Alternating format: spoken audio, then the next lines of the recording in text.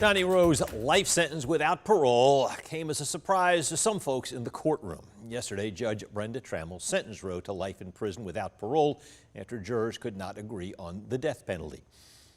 Molly Jett spoke to some of the key players in the trial, which lasted nearly 2 weeks, about that verdict that brought tears, disbelief, and even anger. Putnam County Sheriff Howard Sills sees death often, but the murders of corrections officers Curtis Ballew's and Christopher Monica's hit him harder. Particularly disturbing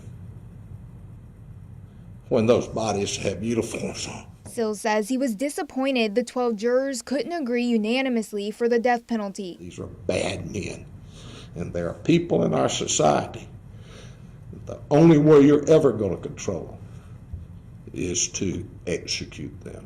I'm sorry, it's a fact. You know, it may have been simply because he was not the man who pulled the trigger. District Attorney T. Wright Barksdale said throughout his career, he has learned not to dwell on what the jury does. Obviously, I'd be lying if I told you that I wasn't disappointed, that I wasn't devastated.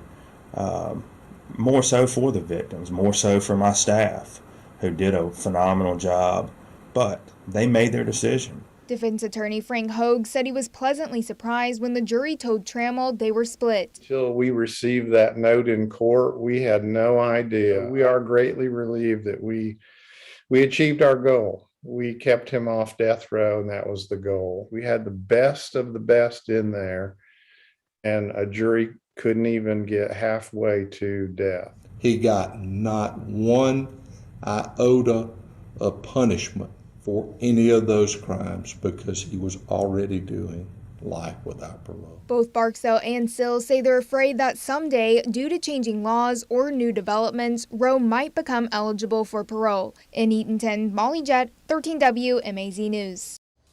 Donnie Rowe waived his right to appeal. Georgia juries have sentenced just one person to death in the past 7 years.